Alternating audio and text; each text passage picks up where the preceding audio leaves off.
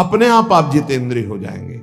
शरीर एक रथ है, बुद्धि इस रथ को चलाने वाला सारथी है, बैठने वाला जीवात्मा है, मन लगाम है, इंद्रियां घोड़े हैं, विचरने की जगह विषय भोग है। ये घोड़े विषय भोग का चारा चरने के लिए जाएंगे। अगर मन रूपी लगाम को बुद्धि रूपी सारथी ने ठीक से खींचा नहीं तो ये खंडक में गिरा देंगे। और गिरे हुए बहुत फंसे हैं, और जीव इतना भोला बन चुका है कि गड्ढे में गिरा है फिर भी वो आनंदित है।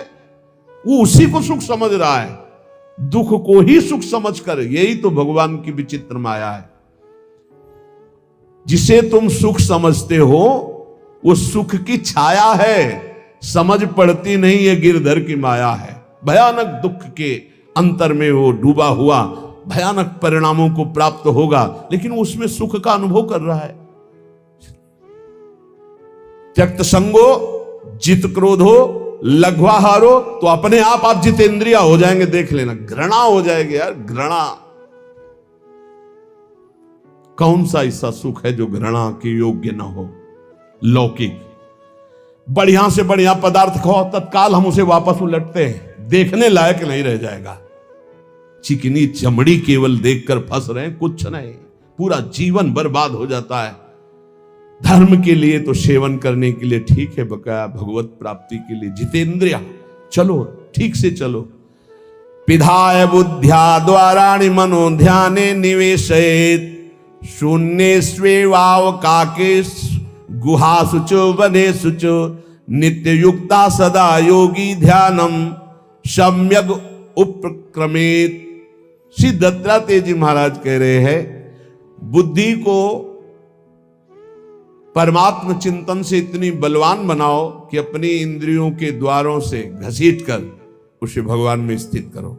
हर इंद्रिय द्वार बंद, अंतर्मुख इंद्रियों को करके परमात्म चिंतन में लग। शून्य स्वेवावकाशेषु, एकांत स्थल में कुछ देर बैठने का अभ्यास करना चाहिए। एकांत सुख मास्यताम, 24 घंटे में 48 मिनट का तो रख ही लो शांत एकांत। अपने कमरे में शयन के समय आधा पौन घंटा अगर आप निकाल पावे, बड़ा आनंद आएगा। 24 घंटे आप सेवा दिनचर्या में लगे, आधा घंटे निकाल लो या 48 मिनट शांत बैठ जाओ। बिल्कुल कोई माला नहीं, कोई क्रिया नहीं, बिल्कुल आप इस बात को देखना करके शांत बैठो। पहले बैठ जाओ। अब देखो आपका मन कहां है, तत्काल देखिए। जो ही शांत बैठे, अब है कहां? जो सामने रूप आ रहा है, चाहे वो वस्तु हो, व्यक्ति हो, स्थान हो,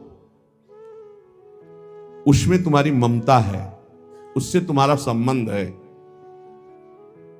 वस्तु, व्यक्ति, स्थान, प्रभु आ रहे हैं कि संसार का कोई वस्तु, व्यक्ति, स्थान आ रहा है? यदि कोई संसार का वस्तु, व्यक्ति, स्थान आ रहा है तो तत्काल उसमें भगवत भावना करो, या वहां से हटा के तत्काल अपने गुरु मंत्र में लगाओ। शांत एकदम बैठो। अब उस समय जांच करो कितनी बार किसका रूप आया।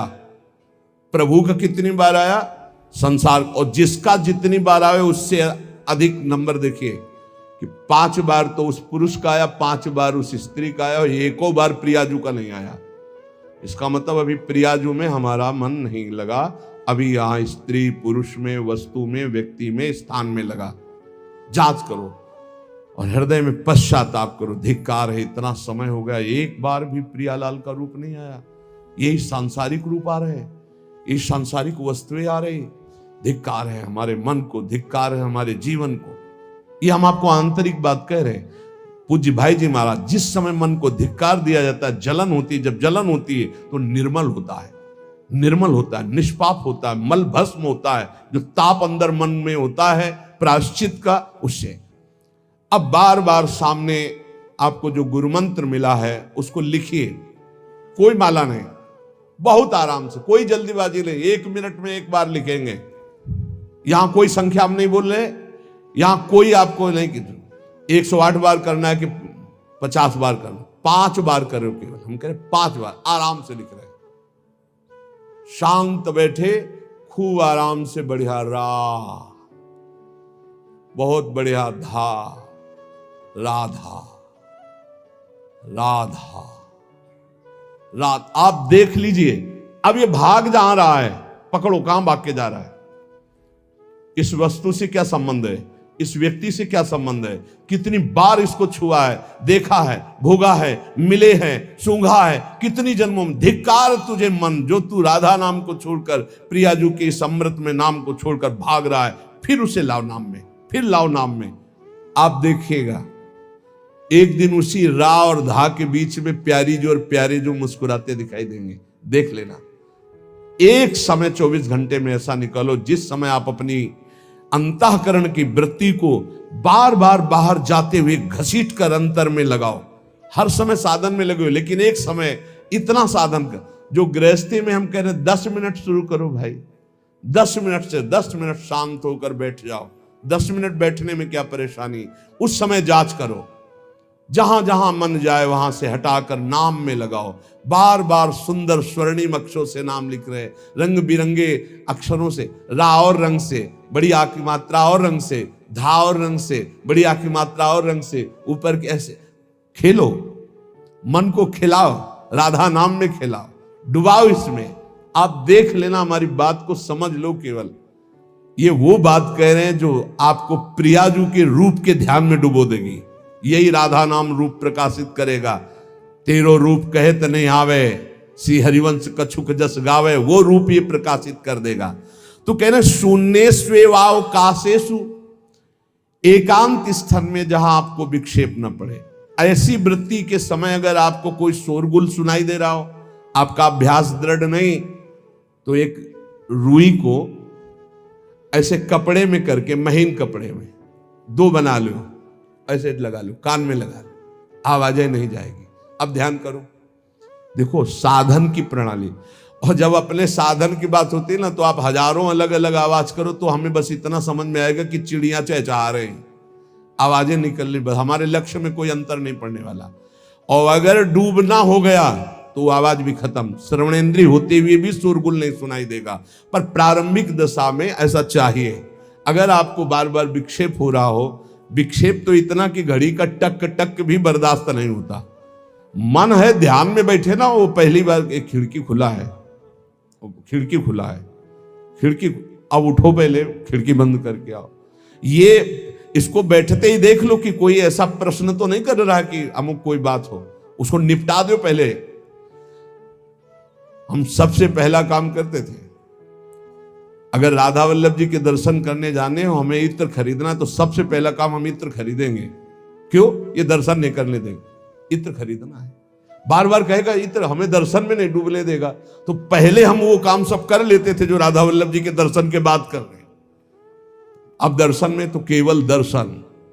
ऐसे ही जब हम ये जो 20 मिनट, 30 मिनट, 40 मिनट समय की बात करें, इसमें जब आपको समय देना हो तो कृपया मन के लिए कोई काम मत छोड़ना, वो बिल्कुल फुर्सत वाला। इसलिए हम कह रहे हैं सोने जाने के समय कि अब हम शयन करने जा रहे हैं, उस समय आप समय दीजिए।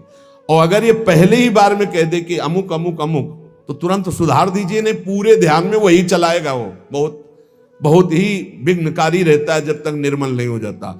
और जिस समय नाम पकड़ने लगता है, ऐसा आनंद आता है कि केवल रोने का मन करता है। आप इसको करिएगा जरूर, एकांत स्थल पे करिएगा। और जब ये करने बिन करे तो कान में श्रवण होता रहता है शोरगुल। तो ये हमने किया है प्रारंभ में, रुई में ऐसे, और एक महीन कपड़ा का बना के ऊपर कपड़ा से ऐसे और ऐसे खूब ठास के भर ले, अब आवाजें ले जाएंगी। अब अंदर राधा राधा राधा आनंद आएगा। ये प्रारंभिक है, ये आगे चल के इनकी जरूरत नहीं पड़ती अंतर्मुख होने पर। तो एकांत स्थल में जब इस तरह से साधना की जाती है तो उपासक का चित्त भगवदाकार होने लगता है। कह रहे वही सच्चा सन्यासी है। वाग्दंड कर्मदंडश्च मनोदंडश्च ते त्रयः यस्यैते नियता दंडा सत्यदंडी महायति। श्री दत्तात्रेय जी महाराज कह रहे हैं वाग्दंड, जिसने वाणी को वाग्दंड मौन में स्थित कर दिया। वाग्दंड यही प्रपंच की वार्ता नहीं बोलनी, भगवद वार्ता केवल बोलनी। वाणी को दंडित करो, ये बहुत चटर चटर प्रपंच की बातें करती, नाम जपने में इसको थकान लगती है, प्रपंच की बातें करने में नहीं। इसलिए इसको मौन के द्वारा वाणी को शासन में रखो, या तो भगवत चर्चा या मौन। दूसरा कर्मदंड, जो सन्यासी होता है वो निष्कर्म अवस्था की तरफ बढ़ता है।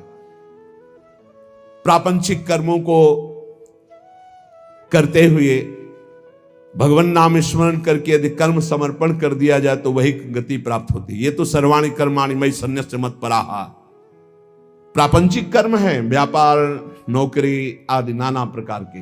लेकिन इन कर्मों को भगवत स्मरण करते हुए किया जाए, भगवत समर्पित कर दिया तो वही गति प्राप्त होती है जो निष्कर्म अवस्था को प्राप्त सन्यासी की होती है। 3 दंड होते हैं, वागदंड और एक होता है कर्मदंड, शरीर को निश्चेष्ट रखना, निष्क्रिय रखना, और मनोदंड, मन को निसंकल्पित रखना, कोई संकल्प न बनना। इसे संन्यास भाव को प्राप्त महापुरुष की अवधूत स्थिति तक पहुंचने का यह रास्ता है। वागदंड, कर्मदंड, मनोदंड, वाणी को मौन के द्वारा, शरीर को निश्चेष्टता के द्वारा निष्कर्म स्थिति के लिए, और मन को निसंकल्पता के द्वारा, कोई संकल्प न बनावे, ऐसा का ऐसा, ऐसा नहीं, जैसा प्रभु जब चाहे जैसा, हमारा कोई संकल्प विकल्प नहीं।